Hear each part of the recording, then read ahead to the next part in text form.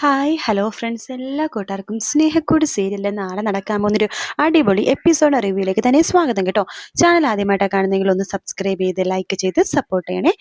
അങ്ങനെ നമ്മുടെ മയൂരി പറയുന്നുണ്ട്, എന്തൊക്കെ വന്നാലും സേതുവേട്ടൻ്റെ ഭാഗത്ത് നിന്ന് ഇങ്ങനെ ഉണ്ടാവും ഞാൻ ഒരിക്കലും വിചാരിച്ചില്ല. മോള് തെറ്റിദ്ധരിച്ചിരിക്കുക. ഇല്ല, എൻ്റെ അച്ഛൻ ഒരിക്കലും കള്ളം പറയില്ല. എൻ്റെ അച്ഛൻ്റെ സ്വഭാവം സേതുവേട്ടനും പല്ലവിടത്തേക്കും അറിയാത്തതുകൊണ്ടാണ്. എൻ്റെ അച്ഛൻ ചെറിയ വാക്കുകൊണ്ട് പോലും നുണ പറയാത്ത മനുഷ്യനാണ്. എങ്കിലൊരു കാര്യം ചെയ്യാം, ഞാനും മോളുടെ കൂടെ വരാം. നിന്റെ അച്ഛൻ ഇപ്പൊ പറഞ്ഞ പോലെ തന്നെ എൻ്റെ മുഖത്ത് നോക്കി പറയാൻ പറ്റുമെന്നുണ്ടെങ്കിൽ ശരി, നീ പറയുന്ന എന്ത് ശിക്ഷ വേണമെങ്കിലും ഞാൻ സ്വീകരിച്ചോളാം. പക്ഷെ അതെല്ലാം മാറ്റി പറയാണെന്നുണ്ടെങ്കിൽ എന്ന് പറഞ്ഞിട്ട് സേതു അകത്തേക്ക് പോകാനായിട്ട് ഡ്രസ്സ് മാറ്റി വരാൻ വേണ്ടിയിട്ട് അകത്തേക്ക് പോകാട്ടോ. അകത്തേക്ക് പോകണ സേതു ഒരു വലിയ കത്തി എടുത്തിട്ട് മുണ്ടിന്റെ മടക്കിൽ മുറുക്കി കെട്ടുവാട്ടോ. കാരണം എന്തെങ്കിലുമൊക്കെ ആവശ്യം വന്നാൽ ഒരു കള്ളനാണ് ഈ വേണു എന്ന് പറഞ്ഞ പുള്ളിക്കാരൻ, ഒരു കള്ളനാണ്, അയാള് നുണ പറയാണ്, അങ്ങനത്തെ എന്തെങ്കിലുമൊക്കെ സംഭവം ഉണ്ടെങ്കിൽ വാക്കുതർക്കമൊക്കെ ഉണ്ടെന്നുണ്ടെങ്കിൽ കുത്തിക്കൊല്ലാൻ വേണ്ടി തന്നെയാണ് നമ്മുടെ സേതു ആ കത്തി എടുത്ത് അരക്കെട്ടിൽ ഒളിപ്പിച്ചേട്ടോ. എന്നിട്ട് ഷർട്ടൊക്കെ എടുത്തിട്ട് ഇട്ടിട്ട് വരുന്നുണ്ട്. ആ സമയത്ത് പല്ലവി ചോദിക്കേണ്ടത് ഞാനും കൂടി വരണോ സേതു ഏട്ടാൻ ചോദിക്കുമ്പോൾ, വേണ്ട പല്ലവി, ഞാനും ഇവളും കൂടി പോയിട്ട് സംസാരിച്ചിട്ട് വരാം, അവിടുത്തെ സിറ്റുവേഷൻ എന്താണെന്ന് നമുക്ക് അറിയില്ലല്ലോ, ഞാൻ പോയിട്ട് വരാം എന്ന് പറഞ്ഞിട്ട് സേതു മയൂരിയുടെ കൂടെ നേരെ കാണുന്ന വേണുവിൻ്റെ അടുത്തേക്ക് പോവാട്ടോ. മയൂരി ആണെങ്കിൽ ആകെ ദേഷ്യം വന്നിരിക്കുകയാണ്. സേതു പറയുന്നുണ്ട്, മോളെ അവിടെ പോയിട്ട് നിന്റെ അച്ഛൻ പറഞ്ഞതുപോലെ തന്നെ ഇനിയും സമ്മതിക്കാന്നതിന് മാത്രം നീ എന്നോട് ദേഷ്യം കാണിച്ചാൽ പോരെ. അല്ല, നീ ഇപ്പൊ തന്നെ എന്നോട് ദേഷ്യം കാണിക്കണത്, ഞാൻ അങ്ങനെ ചെയ്യുമെന്ന് മോൾക്ക് തോന്നുന്നുണ്ടോ? ഏട്ടൻ അങ്ങനെ ചെയ്യുമെന്ന് എനിക്ക് തോന്നുന്നില്ല. പക്ഷെ അതുപോലെ തന്നെ എൻ്റെ അച്ഛൻ കള്ളം പറയത്തുമില്ല. ഞാൻ ഇത്രയും വർഷമായിട്ട് എൻ്റെ അച്ഛനെ കാണുന്നതല്ലേ, അച്ഛൻ ചെറിയ നോട്ട് കൊണ്ട് പോലും കള്ളം പറയാത്ത ഒരാളാ എൻ്റെ അച്ഛൻ. അതുകൊണ്ട് അമ്മക്ക് മുമ്പ് ഇങ്ങനത്തെ ഒരു ബന്ധം ഉണ്ടെന്ന് പറഞ്ഞപ്പോൾ അച്ഛനത് സഹിക്കാൻ പറ്റാതിരുന്നത്.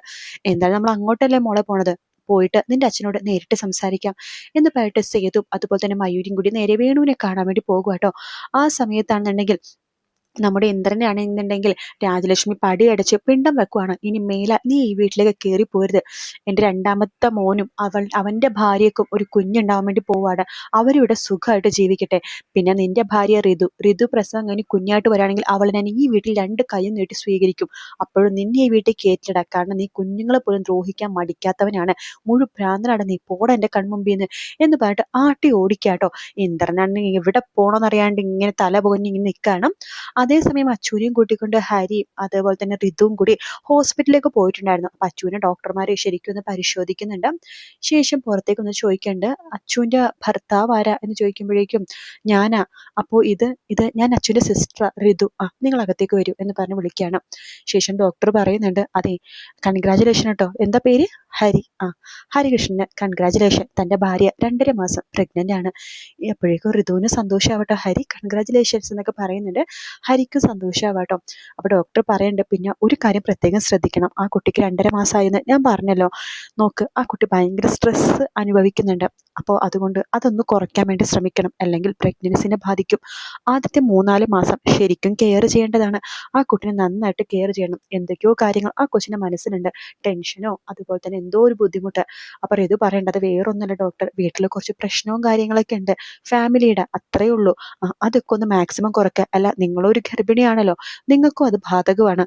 ഓക്കെ, എന്നാൽ ഞാനിപ്പോൾ കുറച്ച് വിറ്റാമിൻസ് മരുന്ന് തരാം, അടുത്ത മാസം നമുക്കൊരു സ്കാൻ ചെയ്യാം എന്ന് പറഞ്ഞിട്ട് നമ്മുടെ അച്ചുവിനെയും അതുപോലെ തന്നെ ഋതുവിനെയും അതുപോലെ തന്നെ ഹരീനെ അവിടെ ഡോക്ടർ പറഞ്ഞയക്കാട്ടോ. അവർക്ക് ഭയങ്കര സന്തോഷമാണ്. ഈ സന്തോഷവാർത്ത വീട്ടിൽ വന്നിട്ട് പറയാൻ നോക്കുമ്പോഴേക്കും അവിടെ സേതു ഇല്ല കേട്ടോ. അപ്പൊ പൂർണ്ണിമ അമ്മയോട് ചോദിക്കണ്ട്, ഋതു, അല്ല അമ്മ, സേതുവേട്ടൻ എവിടെ? സേതുവേട്ടൻ മയൂരിനെയും കൂട്ടിക്കൊണ്ട് വീട്ടിൽ വേണു എന്ന് പറഞ്ഞ പുള്ളിക്കാരനെ കാണാൻ വേണ്ടി പോയിക്കാണ്. എന്താ മോളെ, അച്ചുക്ക് ഇപ്പൊ എങ്ങനെയുണ്ട്? അമ്മയെ സന്തോഷ വാർത്തയാണ്, അമ്മക്ക് ഇനി ഇവിടെ പേരക്കുട്ടികളെ കൊണ്ട് നിറയും. ഇനി പല്ലവിയുടെയും കൂടി ഒന്ന് പ്രഗ്നന്റ് ആയിക്കോട്ടെ. അമ്മക്ക് ഒറ്റയടിക്ക് 3 പേരക്കുട്ടികളെ കിട്ടാൻ പോണത്. ഇപ്പൊ 2 ഓൾറെഡി കിട്ടി. 2 നീ എന്തൊക്കെയാ പറഞ്ഞത്? അതെ, എന്റെ വയറ്റിലൊരു പേരക്കുട്ടി. ദേ ഇപ്പൊ അച്ചുവും പ്രഗ്നന്റ് ആണ്. സത്യമാണോ മോളെ എന്ന് പൂർണ്ണിമ ചോദിക്കുമ്പോഴേക്കും ഹരി പറയണ്ട, അതേ അമ്മേ, 2.5 മാസം പ്രഗ്നന്റ് ആണ്. ദൈവമേ, 2.5 മാസം! ഈ ടെൻഷന്റെ കാര്യങ്ങൾക്കിടയിൽ മോളും അത് ഓർത്തൂല, ഞങ്ങൾക്കത് ശ്രദ്ധിക്കാനും പറ്റില്ല. ഇവള് തലകറങ്ങി വീണപ്പോ പോലും ഞാനത് ചിന്തിച്ചേ ഇല്ല. ഈശ്വര, എൻ്റെ മോള് എന്നൊക്കെ പറഞ്ഞിട്ട് കെട്ടിപ്പിടിച്ചിട്ട് ഒരു ഉമ്മയൊക്കെ കൊടുക്കുന്നുണ്ട് കേട്ടോ. ഋതു പറയുന്നുണ്ട്, ഇവൾക്ക് നല്ല സ്ട്രെസ്സും ടെൻഷനൊക്കെ ഉണ്ടെന്നാ ഡോക്ടർ പറയുന്നുണ്ട്, കെയർ ചെയ്യണമെന്ന് പറഞ്ഞിട്ടുണ്ട്. അമ്മ, ഇവളുടെ കാര്യം ഒന്ന് പ്രത്യേകം സൂക്ഷിക്കണം കേട്ടോ. ഇവളുടെ കാര്യം മാത്രമല്ല, നിന്റെ കാര്യം അങ്ങനെ തന്നെയാണ്. നീ ഒരുപാട് സ്ട്രെയിൻ ഒക്കെ എടുക്കുന്നുണ്ട്. നോക്ക്, ഡെലിവറി ഡേറ്റ് അടുത്തോണ്ടിരിക്കുകയാണ്, ആ സമയത്ത് ഇങ്ങനെ സ്ട്രെസ് ഒന്നും എടുത്തുകൂടാ എന്ന് പറഞ്ഞിട്ട് 2 മക്കളെയും നമ്മുടെ പൂർണ്ണിമ അകത്തേക്ക് കയറ്റാട്ടോ. ഹരിക്കാണെങ്കിൽ സന്തോഷം കൊണ്ട് സേതുവേട്ടൻ വരുന്നില്ലല്ലോ, ഈ സന്തോഷം സേതുവേട്ടൻ അറിയെങ്കിൽ സേതുവേട്ടൻ തുള്ളിച്ചാടും എന്നൊക്കെ പറഞ്ഞിട്ട് ഹരി അങ്ങനെ നിൽക്കുവാട്ടോ. അതേസമയം സേതു ആണെങ്കിൽ നമ്മുടെ മയൂരിനെയും കൂട്ടിക്കൊണ്ട് വീട്ടിലേക്ക് എത്തിയിട്ടുണ്ട്. വീട്ടിലേക്ക് എത്തുമ്പോൾ തന്നെ മയൂരിയുടെ കാറിന്റെ ഒച്ച കേൾക്കുമ്പോൾ തന്നെ വേണു പുറത്തേക്ക് ഇറങ്ങുന്നുണ്ട് കേട്ടോ. അപ്പൊ നോക്കുമ്പോഴേക്കും മയൂരിയുടെ കൂടെ ഒരാള്, അതാരാന്ന് വേണുവിന് മനസ്സിലാവുന്നില്ല. അതാണ് സേതു എന്ന് വേണുവിനെ അറിയില്ലല്ലോ. മയൂരിയുടെ ചോദിക്കണ്ട്, അല്ല മോളെ ഇതാരാ എന്ന് ചോദിക്കാണ്. ഏ ഇതാരാണെന്നോ? അച്ഛൻ എന്തൊക്കെയാ പറഞ്ഞത്? ഇത് സേതുവേട്ടൻ. സേതുവേട്ടനോ? ഏത് സേതുവേട്ടൻ? അയ്യോ അച്ഛാ, ഇതാണ് അമ്മയുടെ മറ്റേ മാധവൻ നായരുടെ സേതുമാധവൻ. ഏ ഇല്ലില്ല, മോളെ ആരോ പറ്റിച്ചിരിക്കുക, ഇവൻ സേതുമാധവനല്ല.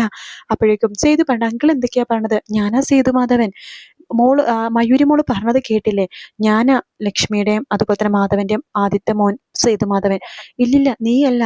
ഞാൻ സേതുമാധവനെ കണ്ടിട്ടുണ്ട്. എന്നെ പറ്റിക്കാൻ വേണ്ടി നോക്കല്ലേ മോളെ, ഇത് നിന്നവൻ പറ്റിക്കാട്ടോ. ഇവൻ വേറെന്തോ അടാ, സത്യം പറയടാ എന്ന് പറഞ്ഞിട്ട് തോക്ക് ചൂടാടാ. നീ കള്ളം പറയാണല്ലേ, നീ ആൾമാരാട്ടത്തിന് ഞാൻ കേസ് കൊടുക്കും എന്നൊക്കെ പറഞ്ഞിട്ട് നമ്മുടെ വേണു തോക്ക് നേരെ ചൂടുമ്പോഴേക്കും മയൂരി പണ്ട് അച്ഛൻ എന്തൊക്കെയാ പറഞ്ഞ, അച്ഛനാണ് തെറ്റിദ്ധരിച്ചിരിക്കുന്നത്, ഇതാണ് ഞങ്ങളുടെ സേതുവേട്ടൻ. അപ്പൊ അച്ഛൻ അന്ന് സംസാരിച്ചത് ആരോടാ? അന്ന് സംസാരിച്ചത് ഇവനോടല്ല മോളെ, വേറൊരു പയ്യനോടാ. ആ പയ്യനെ ആ പയ്യനൊരു കണ്ടതിന് ഒരു 10, 22, 23 വയസ്സൊക്കെ തോന്നിക്കുള്ളൂ. അപ്പോ സേതുവിന് വിചാരിക്കണ്ട്, അങ്ങനത്തെ ഒരു പയ്യനോ?